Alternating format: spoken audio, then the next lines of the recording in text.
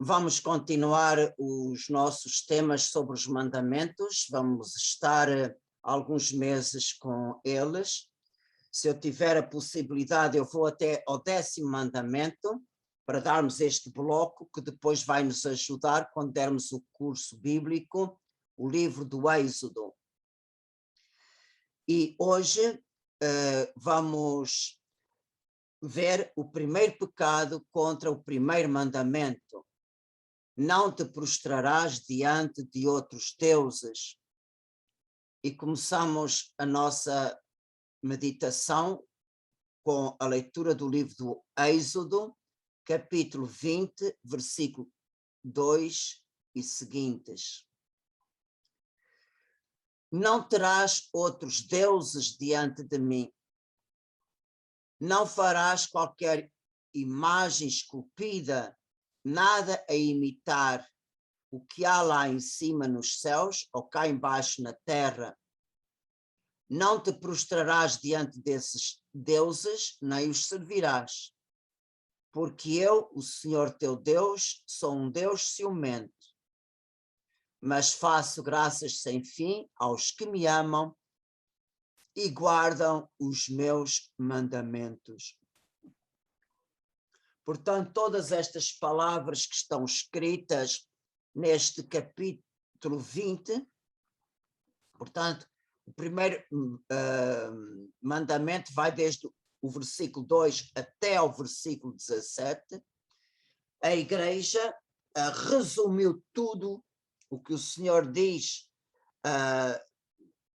no Antigo Testamento sobre o primeiro mandamento, resumiu nas palavras: adorar a Deus e amá-lo sobre todas as coisas. E como vimos na semana passada, é mais do que justo que Deus exija o nosso amor, que nós tenhamos o Senhor como o primeiro lugar no nosso coração, mesmo acima daqueles amores mais importantes que nós temos para nós, que é, por exemplo, o amor que constrói os nossos laços familiares e também o amor que constrói as amizades mais sinceras. Deus tem o direito de ser amado acima de tudo. Por vezes, quando estou em uma reflexão sobre a vida familiar, a vida do casal, muitas vezes eu digo aos senhores que estão presentes: a sua esposa deve ser a primeira no seu coração depois de Deus. E realmente, a primeira depois de Deus. Por isso, Deus tem o direito de exigir o primeiro lugar, porque Ele foi o primeiro a amar-nos. E Ele aprovou este seu amor por nós, um amor livre, um amor desinteressado, um amor completamente dado. Por quê?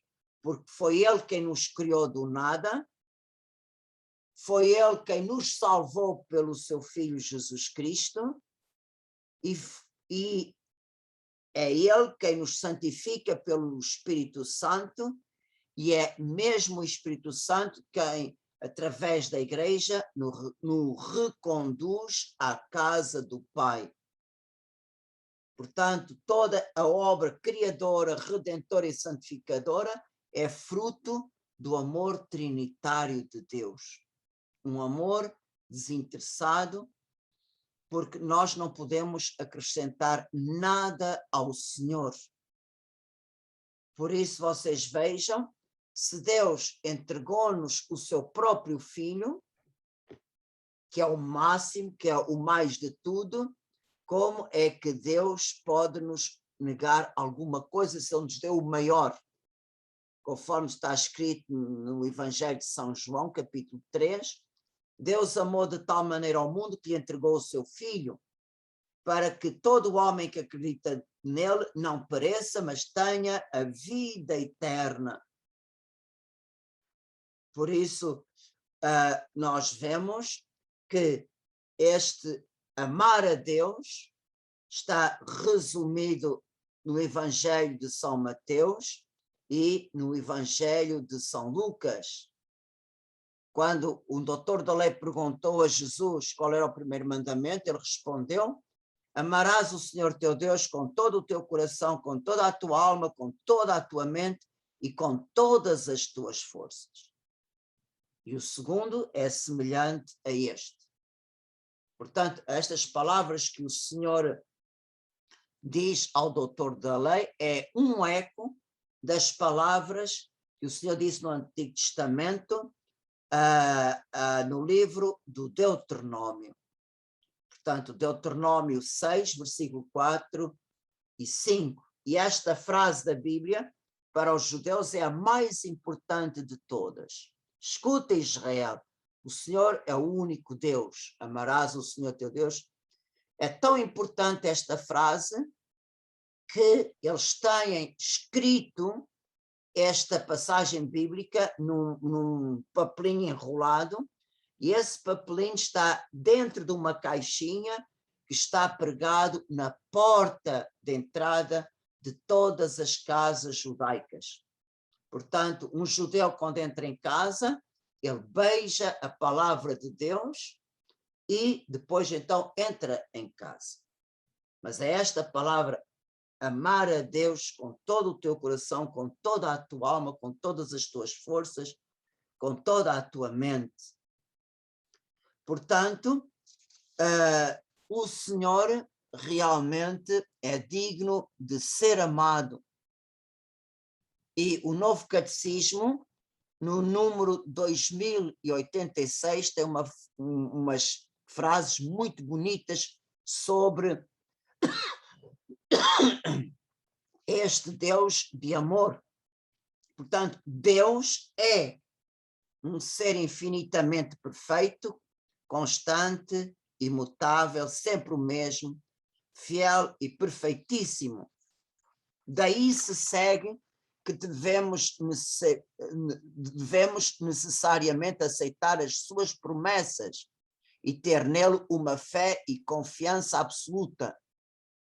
É todo-poderoso, clemente, infinitamente inclinado a fazer o bem.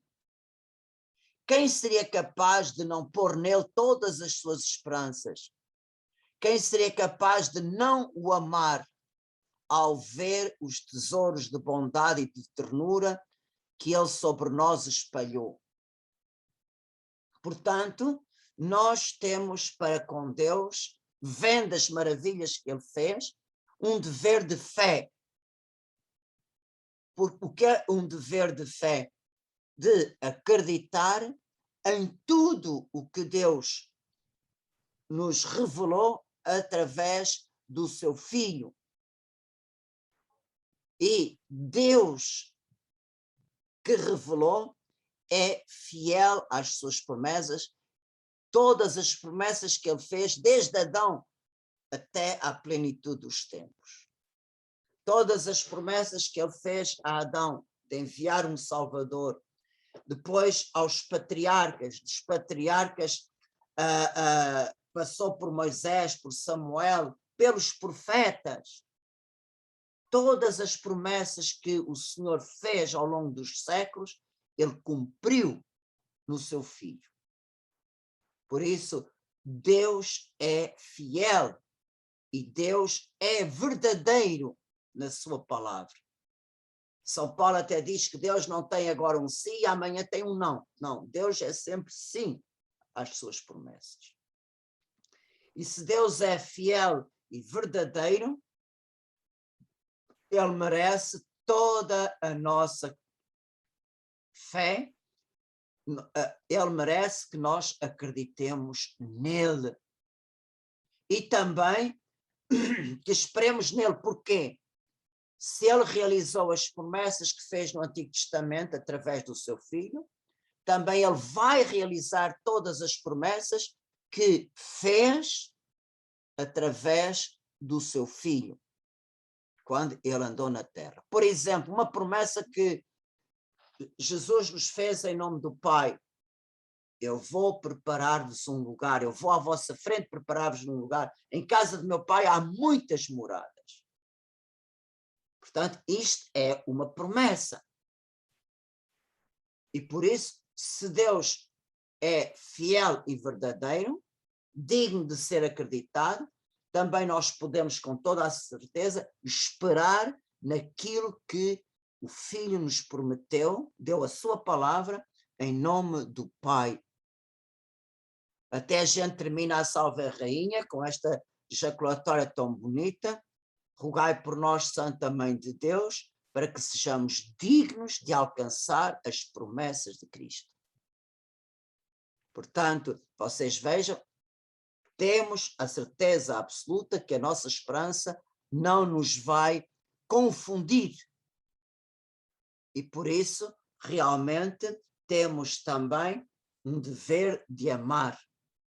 Amar quem nos amou em primeiro lugar, sem precisamente precisar de nós. Por isso, vemos que é importante deste amor. A gente diz muito bem, e os nossos antigos tinham uma sabedoria extraordinária. A nossa gente popular dizia: amor com amor se paga. Se nós, na nossa vida, mesmo nas nossas dificuldades, nas nossas doenças, nas nossas tribulações, Deus nunca nos abandonou e não é agora que Ele vai nos abandonar.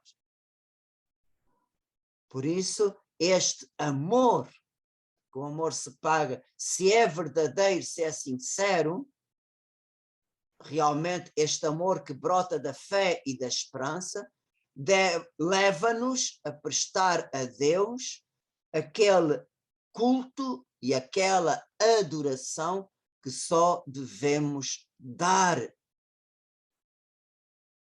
ao Senhor. Adorar só a Deus. E nós podemos perguntar o que é adorar a Deus. E o Catecismo da Igreja Católica, nos números 2096 e 97, diz-nos, com meia dúzia de frases, esta coisa tão importante. Adorar a Deus é reconhecê-lo como tal, Criador e Salvador, Senhor de tudo quanto existe, amor infinito e misericordioso. É reconhecer no respeito e na submissão absoluta que só Deus é. Adorar a Deus é como Maria no Magnificat, louvá-lo, exaltá-lo e humilharmos-nos diante de Deus, confessando com gratidão que Ele fez por nós maravilhas. Santo é o seu nome. Adorar a Deus é a única coisa que nos liberta do eu. O egoísmo fecha-nos em nós próprios. A adoração abre-nos totalmente para Deus, que é o bem supremo, e protege-nos da escuridão do pecado e de pôr neste mundo toda a nossa esperança. Realmente são pensamentos tão lindos que tem o Novo Catecismo sobre o que é adorar a Deus. E adorar a Deus exprime-se em diversas coisas. O culto a Deus, em primeiro lugar, exprime-se na nossa oração. Por quê? Porque a oração eleva a nossa alma, mesmo que a gente não sinta. Não é preciso sentir. Por quê? Porque o pecado em nós, o pecado original, uma das consequências é ter causado a divisão entre a alma e o corpo. Muitas vezes a alma está unida a Deus e o corpo não sente nada. Portanto, os sentidos da alma estão mergulhados em Deus e os sentidos do corpo estão num deserto. Mas não importa que nós não sintamos. Nesta secura, neste deserto, por exemplo, Santa Teresa d'Ávila teve 30 anos assim. E ela nunca deixou de rezar. Portanto, a oração não deve ser um rebuçado para nós. Mas a nossa oração deve ser um rebuçado para Deus. É um doce que nós damos ao Senhor, o doce do nosso amor. Por quê? Porque Ele é digno de ser amado. É digno de ser louvado. É digno de ser glorificado. É digno de nós lhe agradecermos tudo que Ele nos tem dado. Mesmo aquelas coisas que a gente nem reconhece. E este Deus de amor está atento aos nossos pedidos, às nossas súplicas. Portanto, a nossa adoração a Deus primeiro exprime-se na oração. E se nós não tivermos a coragem de fazer a nossa oração por causa de Deus quem é, ao menos façamos a nossa oração por causa das nossas necessidades. Deus chama-nos pelas coisas boas. Mas quantas pessoas nas coisas boas esquecem de Deus? Porque já pensa que tem o mundo na mão. E se pelas coisas boas as pessoas não se abrem, o Senhor começa a chamar-nos pela cruz. Ao menos pela cruz, as pessoas vão se lembrar de mim pedindo socorro. Mas a finalidade da oração é, em primeiro lugar, elevar a nossa alma até Deus que é digno de ser amado. A segunda coisa é o sacrifício. Portanto, o sacrifício, para ser autêntico, deve unir, no ato que fazemos, a nossa alma e o nosso corpo. Portanto, se nós fazemos um sacrifício por amor a Nosso Senhor, nós devemos fazê-lo de uma maneira que comprometa a nossa vida. Por exemplo, nós temos os nossos bobôs. É inevitável, porque o nosso corpo é uma máquina que com os anos depois vai se gastando. A gente não pode ter a vitalidade que nós tínhamos quando tínhamos 20 anos. Já passou. Nós já temos 2, 3, 4 vezes 20 anos. É normal que este corpo vá se gastando. E por isso, realmente, aproveitando as limitações que nós temos, Senhor, eu te ofereço. Custa-nos muito aceitar que já não fazemos o que nós fazíamos. As nossas forças já é de outra maneira. De antes fazíamos uma coisa, era 2, 3 minutos, agora demoramos 1 hora. Senhor, só ter que aceitar a nossa limitação já é um sacrifício. E aceitar, o que é que quer dizer aceitar? Aceitar estas limitações é realmente agarrar naquilo que nós somos e que para nós é um sacrifício, reconhecermos que estamos limitados, aceitar e oferecer por amor, Senhor, eu te ofereço o meu não poder. Não poder como podia, mas te ofereço. E oferecemos ao Senhor esta limitação por amor. Senhor, já vi tão bem que não precisei de óculos, agora preciso, Senhor. Bendito sejas, Senhor.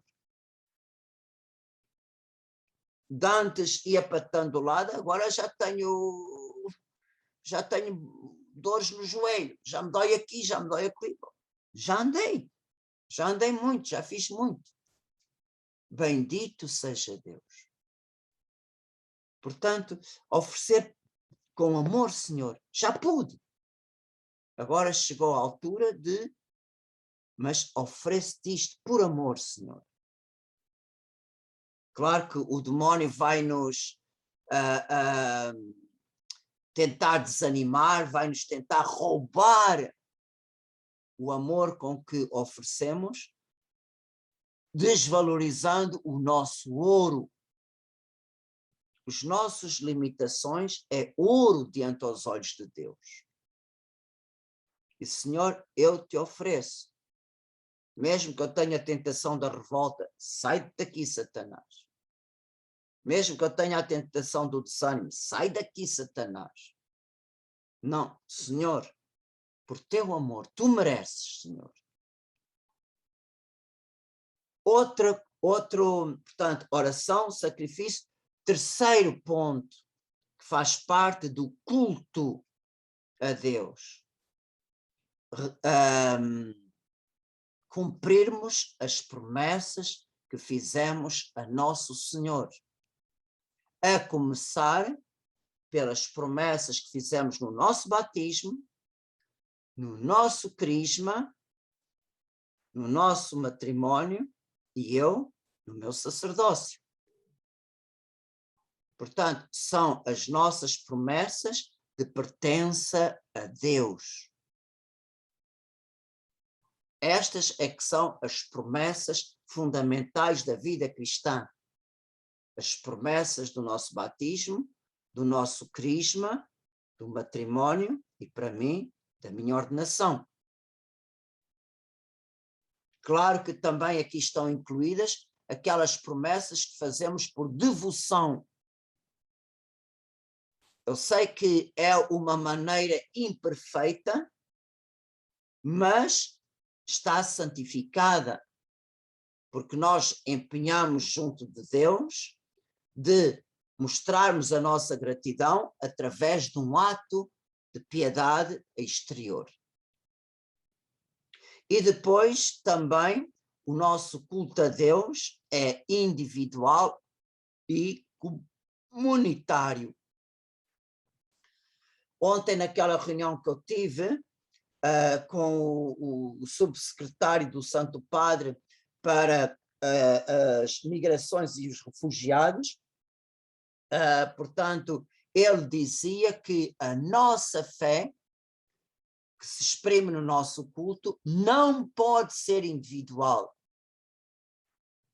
porque nós fomos constituídos em igreja. E mesmo na nossa oração a gente reza sempre no plural. Pai nosso que estais nos céus, Pai nosso, não é Pai meu. Portanto, aqueles que hoje querem reduzir a prática religiosa só à consciência individual, não serve para nós cristãos. Porque quando a nossa fé ficar reduzida só no nosso coração, já não é fé. Porque perdemos a dimensão eclesial.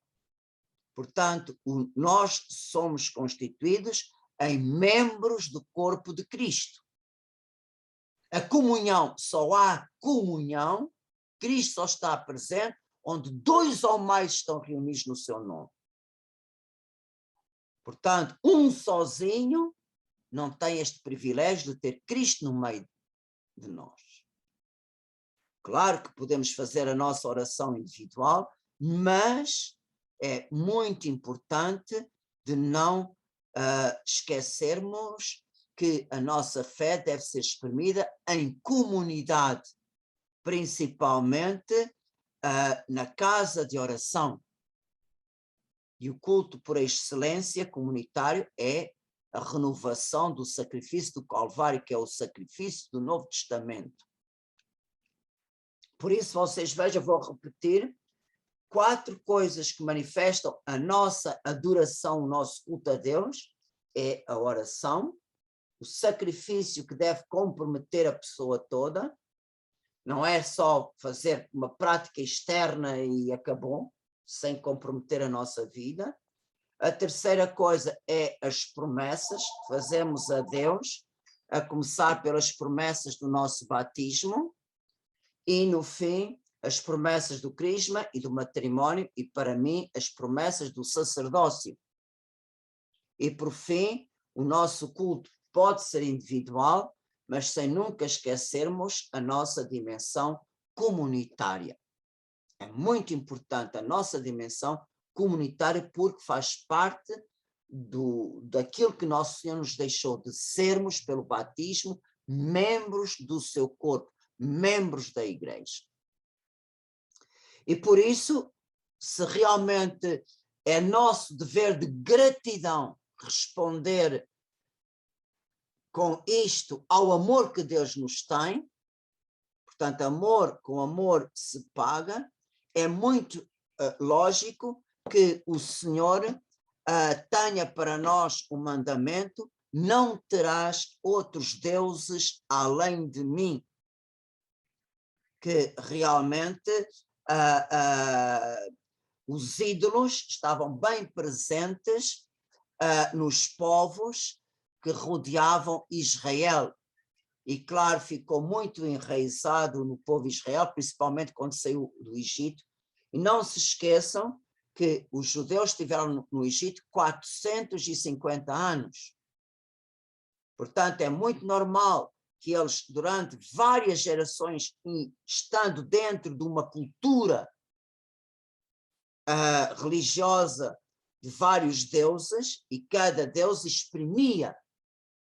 Por exemplo, porque é que os judeus construíram um bezerro de ouro? Porque para a mitologia egípcia, o boi era símbolo do Deus forte, o Deus poderoso. Quem é que pode dominar um touro? Ninguém. Quando ele sai furioso e vai investir, ninguém esteja à frente. Portanto, era esta a imagem que para os egípcios exprimiam o Deus forte, o Deus todo-poderoso. Então, quando os judeus se viram sozinhos, para representar o poder que Deus utilizou, que os fez sair do Egito com tantos prodígios, eles foram exprimir aquilo que eles viram durante toda a sua vida. Por isso eles construíram um bezerro de ouro e se prostraram diante dele. Portanto, vemos como está enraizado no povo judeu esta tendência de ir para as representações dos deuses, dos povos à sua volta. Mas Deus realmente proíbe. E porquê que Deus proíbe de nos prostrar diante dos ídolos? São Paulo e São Paulo, nas suas cartas, e também os evangelistas, mostram claramente que atrás dos ídolos está o demónio. Porquê? Porque o demónio quer para si o culto que devemos dar a Deus. E é exatamente esta a terceira tentação que Jesus sofreu no deserto. Em seguida, o demónio conduziu Jesus a um monte muito alto, mostrando-lhe todos os reinos do mundo com a sua glória, e disse: tudo isto te darei se prostrado me adorares. Portanto, a adoração leva o homem, o ser humano, a prostrar-se. Por isso é que no momento mais santo da Santa Missa, a consagração, o povo todo deve estar de joelhos, exceto se há uma pessoa que está doente e que não pode mais ajoelhar-se, mas o seu coração está prostrado. A adoração leva o homem à prostração, a ajoelhar, dobrar o seu joelho diante do Deus omnipotente. Prostrado, me adorares. E o que é respondeu Jesus? Vai-te, Satanás, porque está escrito: ao Senhor teu Deus adorarás e só a Ele prostrarás culto. Portanto, na terceira tentação, vemos claramente qual é a intenção do demónio. Ele quer para si aquele culto, aquela adoração que só devemos dar a Deus.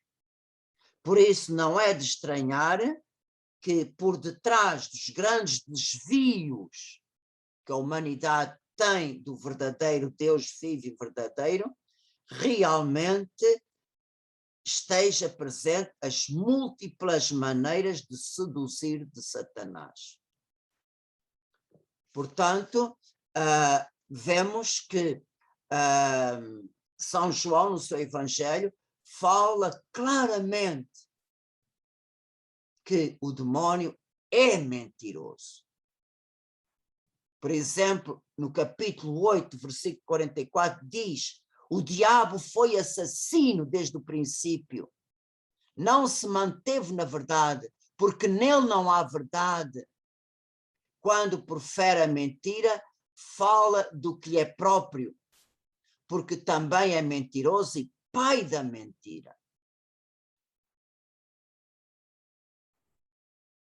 Por isso, na tentação, o demónio sempre promete aquilo que ele nunca vai dar. Nunca. Eu volto a repetir as palavras de São João, que é tão verdadeiras. Quando ele profere a mentira, fala do que lhe é próprio, porque também é mentiroso e pai da mentira. Portanto, os 4 grandes desvios contra o primeiro mandamento é a idolatria, que estou a dar hoje, a superstição, a adivinhação e a magia. Eu vou repetir que é muito importante que vocês ponham isto. Os 4 grandes pecados contra o primeiro mandamento. A idolatria, a superstição, a adivinhação e a magia. Portanto, desde a antiguidade, desde as civilizações mais antigas, sempre houve fabricação de imagens esculpidas pelo homem que representavam deuses. E havia sacerdotes que prestavam, sacerdotes ou sacerdotisas, também no Egito era muitas divindades eram, o seu culto era dirigido por sacerdotisas que prestavam culto e recebiam as ofrendas do povo, que depois eram sacrificados a esses ídolos.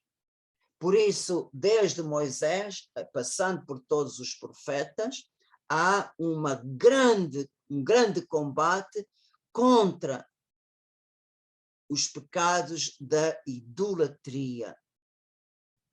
E então, ao entrarem na terra prometida e havendo o grande perigo da idolatria, Deus ordenou severamente por meio de Moisés. Agora vou-vos ler Deuteronômio capítulo 18, versículo 9 a 14. E esta passagem vocês deviam escrever com letras de fogo, para nunca esquecer. Porque às vezes, isso é coisas da igreja não é da igreja, é coisas da Sagrada Escritura. É a palavra de Deus que foi escrita por inspiração do Espírito Santo. Diz o Senhor: quando entrares na terra que o Senhor te há de dar, não imitarás as abominações dos povos dessa terra. Não haja ninguém no meio de ti que faça passar pelo fogo o seu filho ou a sua filha. Era o culto que os profetas falam muitas vezes, o culto a Baal. O culto a Baal era um ídolo cananeu e a imagem de Baal era uma imagem de um homem gordo parecido com o Buda, e no lugar da barriga eles tinham um buraco grande E essa imagem estava posta em cima de um forno grande, que tinha lenha, arder e fogo. E o culto a Baal era a família que precisava de um favor do ídolo, se tinham um filho de tenra idade, da idade de poucos meses ou de 1 ano, 2 anos o máximo, aquelas crianças eram oferecidas e queimadas no fogo. Eram lançadas para dentro daquele forno. Mas Deus já desde Abraão falou ao povo que ele não quer sacrifícios humanos. A gente vê o Senhor pôs à prova Abraão, só para ver a sua obediência, quando Abraão estava disposto a imolar o seu filho, não faças isso. Não faças isso. Portanto, desde a fundação do povo de Israel, o Senhor é muito claro que ele não quer sacrifícios humanos. E a primeira coisa que o Senhor previne é a idolatria, o culto a Baal. Depois,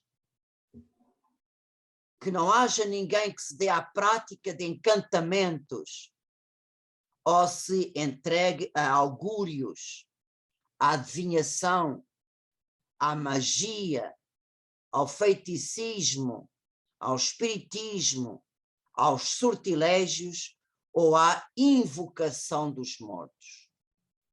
Porque o Senhor abomina aqueles que se entregam a semelhantes práticas. É por causa destas abominações que o Senhor teu Deus expulsa diante de ti essas nações. Entrega-te inteiramente ao Senhor teu Deus, porque as nações que vais despojar dão crédito a augureiros, a adivinhos, mas a ti o Senhor teu Deus não permitirá tais práticas. Portanto, todas estas práticas de encantamentos, augúrios, adivinhação, magia, feiticismo, espiritismo, sortilégio, invocação dos mortos, são práticas que o Senhor abomina. São práticas realmente abomináveis. Mas, infelizmente, os judeus deixaram seduzir por estas práticas todas. Até temos o grande exemplo no tempo de Elias, que reuniu no Monte de Carmelo os 400 sacerdotes de Baal. Vocês imaginem o tempo de Elias, quantas crianças eram sacrificadas, eram passadas pelo fogo para serem queimadas a Baal. E realmente nós temos mesmo nos reis maus exemplos. O rei Saul, ele dedicou-se à invocação dos mortos. Salomão, na sua velhice, ele prestou culto às suas mulheres estrangeiras, aos ídolos das suas mulheres estrangeiras, e ele construiu altares dentro do templo em honra dos deuses estrangeiros das suas mulheres. Também há práticas supersticiosas do rei Acaz e do rei Manassés, como também no tempo de Judas Macabeu. Já estamos muito mais próximos da vinda do Senhor. Os soldados que morreram na batalha, debaixo dos seus mantos, eles tinham amuletos, os ídolos caseiros. E foi por isso que Judas Macabeu mandou recolher dinheiro entre os seus soldados para levarem esse dinheiro a Jerusalém para se oferecer sacrifícios de animais em reparação dos pecados dos soldados mortos. Portanto, se vocês puderem ler 2 Macabeus capítulo 12, versículo 39, 40, é muito bonita esta passagem, ensina-nos muito.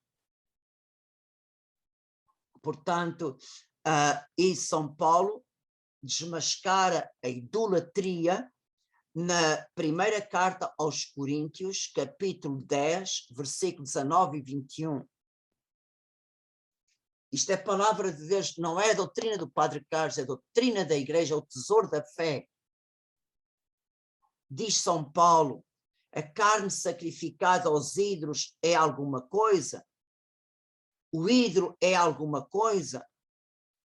Pelo contrário, digo-vos que o que os gentios sacrificam, sacrificam aos demónios, não a Deus. E eu não quero que vós tenhais parte com os demónios. Não podeis beber o cálice do Senhor e do demónio ao mesmo tempo. Não podeis sentar-vos à mesa do Senhor e à mesa dos demónios. Portanto, São Paulo diz claramente, o que os gentios sacrificam, sacrificam ao demónio. Aí está, ele quer para si o culto que nós devemos dar a Deus.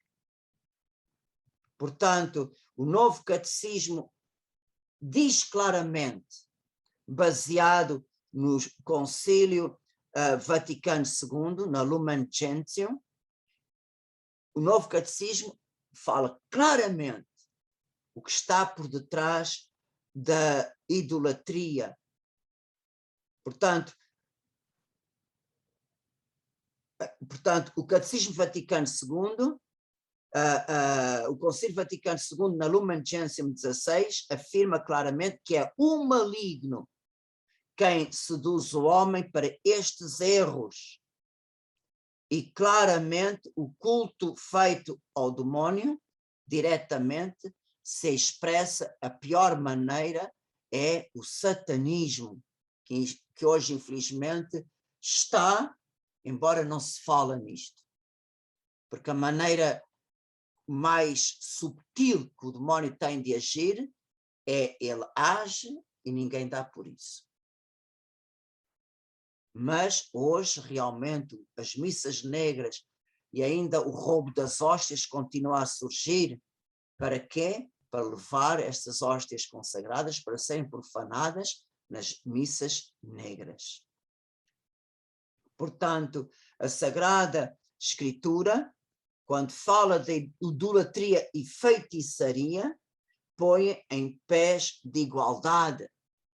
Por exemplo, no primeiro livro de Samuel, capítulo 15, versículo 23, a obediência vale mais do que o melhor dos sacrifícios, e a docilidade vale mais que a gordura dos carneiros, e a insubmissão, quer dizer, a revolta contra Deus, é como o pecado de feitiçaria, e a obstinação é como crime de idolatria. Portanto, tanto a insubmissão é esta rebeldia, não obedeço. Portanto, e a obstinação no mal, portanto, quem está por detrás disso é claramente o inimigo. Porque a insubmissão e a obstinação têm como mãe a soberba. E vocês sabem que o demónio pecou por soberba. Por isso, em determinados ídolos clássicos, nós vemos claramente uma relação aos pecados capitais. Por exemplo, o Marte, o deus da guerra. Temos aqui, claramente, a ira. Vênus, a deusa do amor, a luxúria. Baco, o deus do vinho, a gula.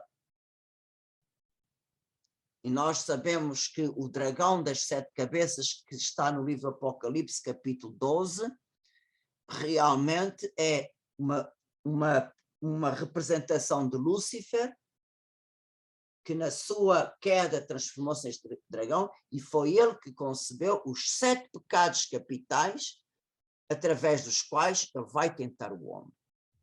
Por isso é que ele tem 7 cabeças. coroadas com 7 coroas, porque os 7 pecados capitais são a origem de todos os outros pecados. Por isso, a idolatria, diz-nos o Catecismo da Igreja Católica, no número 2113, diz-nos que a idolatria consiste em divinizar aquilo que não é Deus. Portanto, a idolatria é pôr no lugar de Deus. Por exemplo, no satanismo, prestamos ao demónio o culto que se deve prestar a Deus. Também as coisas do mundo. Nós vemos que também hoje, quantas pessoas que vivem só para as coisas deste mundo. Nós estamos a colocar o mundo no lugar de Deus. O poder. Quantas pessoas fazem tudo pelo poder, pela riqueza. Trabalha-se dia e noite e não se tem tempo para nada. Trabalho. A gente morre e para quem é que fica? Portanto, nós vemos o culto ao dinheiro. E Jesus diz claramente, não podeis servir a Deus e ao dinheiro. E hoje também há o culto do corpo. Hoje faz tantos sacrifícios só para manter a linha. Também a gente vê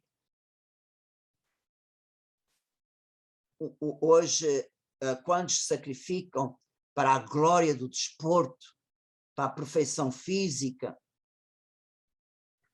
Por isso a gente vê tudo isto é outras formas de idolatria, mas que tem uma única finalidade. É pôr estas coisas que passam no lugar de Deus. E que não são Deus. Portanto, conta o perigo destas tentações, que nós estamos sujeitos a toda a hora, a todo o momento, não estamos livres, portanto, a única arma que nós temos isto é aumentarmos a nossa união com Deus através dos sacramentos e da oração mais intensa. Por isso, é um grave pecado do Estado que publicou a lei de se trabalhar ao domingo. Quantas pessoas, por causa do trabalho, não vão à missa ao domingo? E quando chegam a casa, que podiam ir a uma missa mais tarde, eu estou muito cansado porque trabalhei. Aqui em Monte Real, a última missa que nós temos é às 8 horas da noite. E realmente acontece que muitos não aproveitam a última missa, porque estou muito cansado, estive a trabalhar o dia todo. Como o trabalho, desculpa para não cumprirmos a lei de Deus. Portanto, está-se a pôr o trabalho no lugar de Deus. Por isso é uma idolatria. Portanto, para conseguirmos vencer todas estas tentações, só uma união muito grande com Nosso Senhor. Só através dos sacramentos, principalmente o sacramento da Eucaristia e da confissão. Porque também comungar sem confissão, será que a gente está bem preparado? Eu não estou a dizer que vocês vão se confessar todos os dias, não é isso. Mas é muito importante nós não perdermos a consciência do pecado. É muito importante manter a nossa consciência viva, não adormecida. Nossa Senhora, na mensagem de Fátima, para o cumprimento da devoção dos primeiros sábados, ela pediu uma confissão por mês. Se nós sabemos que a confissão é a lavagem da alma, lavar a alma, purificá-la no sangue de Cristo, O que é que se passaria com o nosso corpo se a gente deixasse de nos lavar? E o que é que acontece à nossa alma se nós deixarmos a purificação no sangue de Cristo? Quanto menos a gente se confessar, menos vontade temos de nos confessar. E sem uma confissão bem feita, com o passar do tempo, nós não fazemos comunhões bem feitas. Por isso, é muito importante. Só podemos vencer o inimigo com as suas seduções, com as suas mentiras, se nós estamos bem agarrados a Nosso Senhor, pelos sacramentos e pela oração. Por isso que Nosso Senhor nos dê sempre esta fortaleza para darmos a Deus o que é de Deus, para depois Deus dar o que é nosso. Amém.